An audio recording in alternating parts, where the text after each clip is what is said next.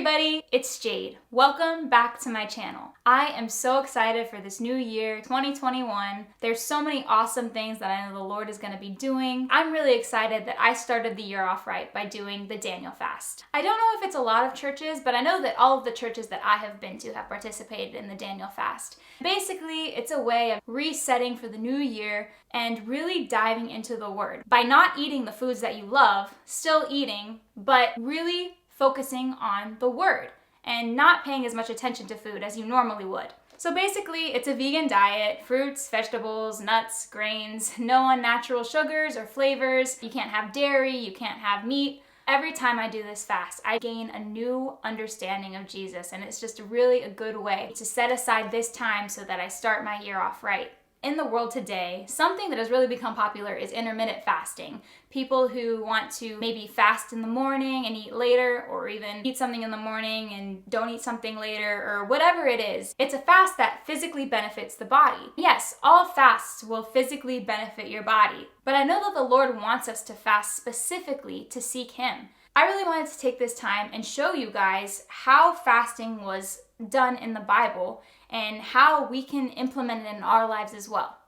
So I'm going to be looking at the most two famous fasts, focusing primarily on those in this video. The first one I want to talk about is the Esthers Fast. This was actually my first year doing the Esthers Fast. I set aside the first 3 days of the Daniel fast and I did the Esthers Fast, which is only water. I can't believe that I've even made it through. I was always so scared of doing that fast, but I know now, looking back, that it was one of the best things that I could have ever done for myself. So Esther did this fast in the Bible because her people were in trouble. If you're familiar with the book of Esther, this was a Holocaust before the Holocaust. The Jews were going to be annihilated because one man got mad at one Jew, and now all of a sudden the king signed a decree that they all were going to die.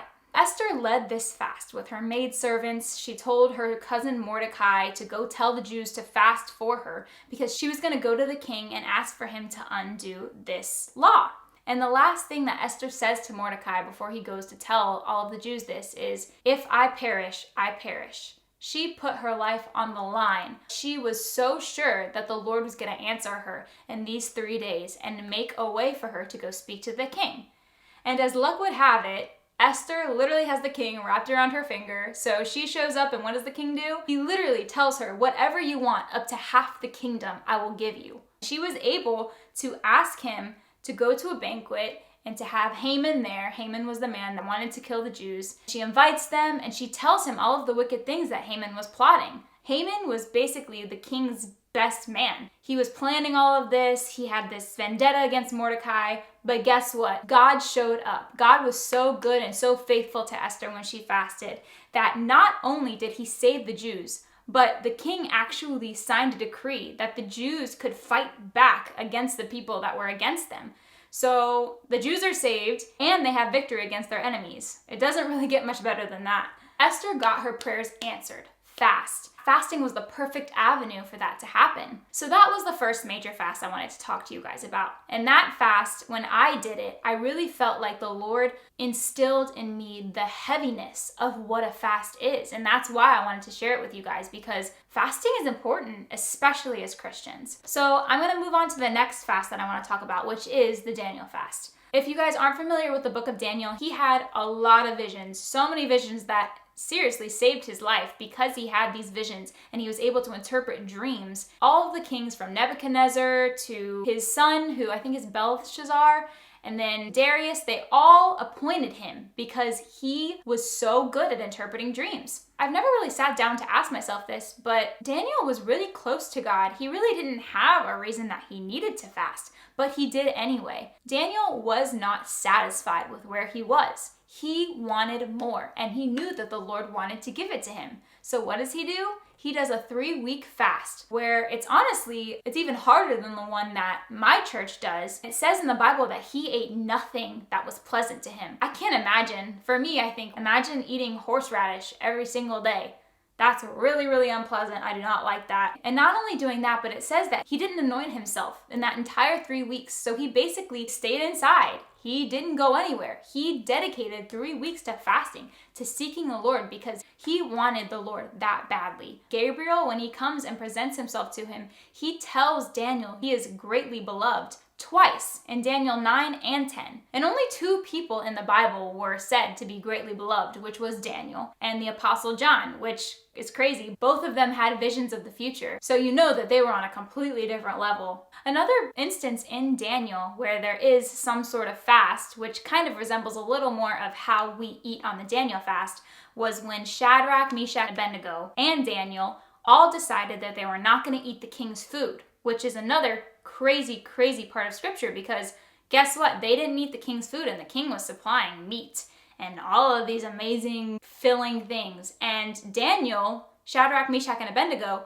all were stronger than all of the other people who ate the king's food. Whether you do that fast, which was only held for 10 days, but like I said, we do it for 3 weeks, or you really go the extreme with Daniel, who did 3 weeks of nothing pleasant. Fasting can be really hard, but it is so beneficial no matter what you fast from. I know one time I even fasted from social media. Really taking that time and setting it apart for the Lord, that was even beneficial. Right now, I'm actually doing both. I'm fasting social media and doing the Daniel fast. And I know that because of that faithfulness, the Lord will answer my prayers. These are just 2 examples of fasts that happened in the Bible. So many people fasted in the Bible that we don't even think about. Ezra did, Nehemiah did, the people in Nineveh did after Jonah told them that they were going to be destroyed. They repented and fasted, and the Lord spared their land. In the New Testament, Paul and Barnabas fasted when they went to different churches. In the church of Galatia, that entire church fasted. And in case you didn't know, even Jesus fasted. He fasted for 40 days, and he was fasting while he was praying against temptation from Satan. So fasting and praying always go hand in hand. Whenever you fast, you're taking that time and you're praying and you're seeking God out. That is what fasting is for as a Christian. You could sit here and say, well, would Daniel and Esther have had the same outcome if they didn't fast? Maybe they could have. Is fasting really a requirement for a Christian? I guess you could argue that it really isn't. But come on, guys. If Jesus fasted, why don't we want to fast? Maybe these people in the Bible, they didn't have to fast, but they did because they knew how much more the Lord would honor and bless them because of it. Getting rid of your selfish desires, whether it's food, whether it's social media, whatever it is, putting that aside, fasting from it, and really using that time to get close to God, because that's the key. You're not fasting just to fast from food and to get skinnier. You're fasting because instead of eating, you're praying. Instead of being on social media, you're praying. That is the goal of a fast. And the Daniel fast, something that I've been doing for the past couple of years, starts at the beginning of the year. And it's the best way, I think, to consecrate yourself and really dive into the Word and give that year to the Lord.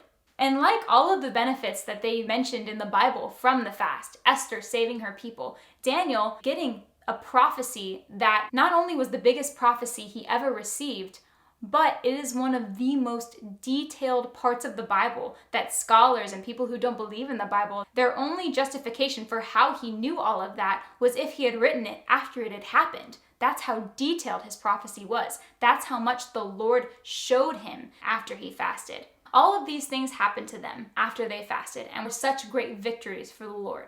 And in my life, I know that the Lord did the same thing. Last year, I realized that Luke was going to be my husband during the fast. That was when God really revealed it to me. Not only that, but from the life I had been living, the life of lukewarmness and not really dedicating myself to the Lord, all of my selfish desires, giving them over to Him, He fed my soul and gave me such a new desire to know Him, to seek His face. The Lord really worked on my heart during those 21 days and continued to throughout the rest of the year. Setting that time aside for Him was so worth it. And throughout the year, I continued to do one-day fasts, did the Daniel fast for a week. I continually fasted whenever I wanted to seek the Lord.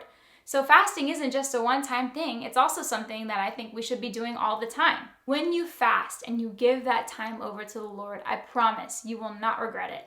So that's it for this video. I'm really excited for what these next couple of weeks is going to bring, and I'm excited for all of the YouTube videos that I'm going to be making. I have 16 days left, and I know that the Lord is going to be so faithful in that time. Follow me on Instagram. My username is Jade_Carrero. I am also on Facebook. I'm also going to be putting this video up on Rumble, so if you have Rumble, check it out on there. Thank you guys so much for watching this. Like, comment, subscribe, and I'll see you in the next video.